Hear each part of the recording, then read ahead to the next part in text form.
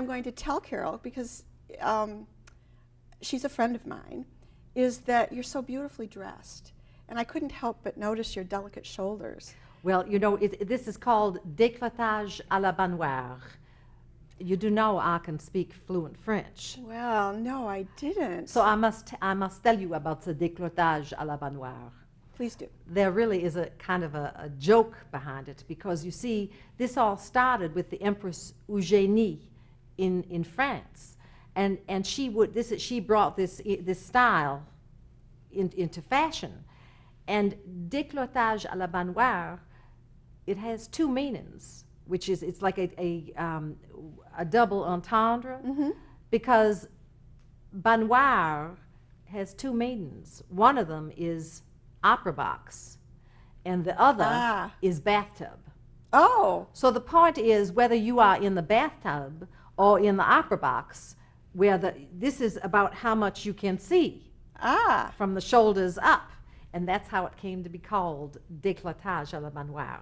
Well, I was wondering, from my time, we have a device that can take pictures. Pictures? Pictures. And of course, it took pictures in the Civil War and this time period. Oh, photographs. Photographs, yes. Yes. And I was wondering if I could just take a photograph of you. Wow. And take it back. And then I don't see any equipment. Well, I use my phone. This is a phone? A telephone. And I talk to people on it. No. Yes, it's very true. But I have tried calling back and no one answers. Doesn't work this time period. So, but what I can do is take a picture of you. I don't believe it. Well, let me take it and then I'll show you. All right. Is that okay? How shall I pose? Just like you would be at the opera. All and right. people are looking at you. All right. Yes. Shall I smile? Yes. You should smile. Okay. All right. Very nice. You took it? Where was the light? Well, we don't need light because these are very Where was the big camera? This is a very sophisticated. Things have developed nicely, but there you are, right May there. I see? Oh, mon Dieu, my dear. I can't believe what I'm looking at. Yes, isn't that wonderful? My goodness. How did you all do that? Well, it's technology moving along. Wow. This is what the camera has involved. Can you send me a copy of this? Well, I'll certainly try, but I don't know. Let's hope it gets back to my time because this is a thrill. And maybe perhaps... Oh, wow, it's a thrill for me as well. Perhaps somebody can take our picture together. I would love that. That would really be wonderful. Well, I don't think they'd know how to do it. Well, yes, I could show them. It wouldn't be a problem. Now, there's something that's really pressing that I need to ask you because as a woman, you have, being a woman in this time and being a woman in my time are the same but different. How is that? Women still are slightly oppressed in some ways, but we have women that are greatly advanced in their public life. And it's apparent that we're going to have a female candidate for our next presidency. A female? A woman president? Yes. And in fact, it's unthinkable. Why, we don't even have a woman in the Senate or the Congress here. Well, it's unthinkable, but she would then have followed, or hopefully she follows, our first black president, Barack Obama. A black? Yes. Black? That's true. Black? Yes. I don't understand. Well, in our time period, in our time, we don't refer to a Negro as colored. We refer to them as being black. Ah, I see. I wonder how that came about. Well, they don't all have the same color skin. That's true, and it was a long civil rights struggle that started with your husband's advancements and his desire and his wish to free the slaves. Mr. Lincoln has been remarkable in that way. And I think, it's very interesting because when he originally met with his cabinet, he put it to a vote whether or not there should be an Emancipation Proclamation. And when he asked, every single person in his cabinet said nay. And then he raised his hand and he said, "I." And then he told everyone the ayes had it because it was a case of minority rule. Ah. Well, he was a great man, and he started a movement that has swept through the United States, and it's still being challenged, and human rights are still being pushed to the limit in some ways.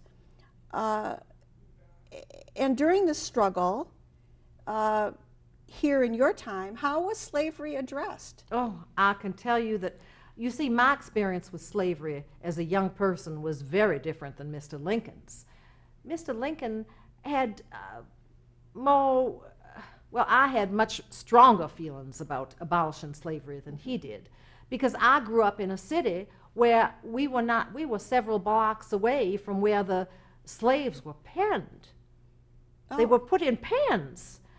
We were several blocks away, and we saw the person who dealt in slave trade march them in shackles to the chopping block.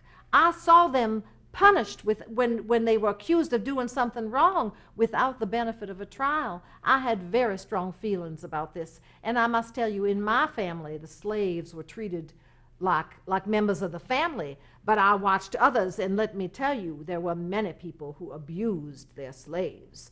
So I felt very strongly that something had to be done about this.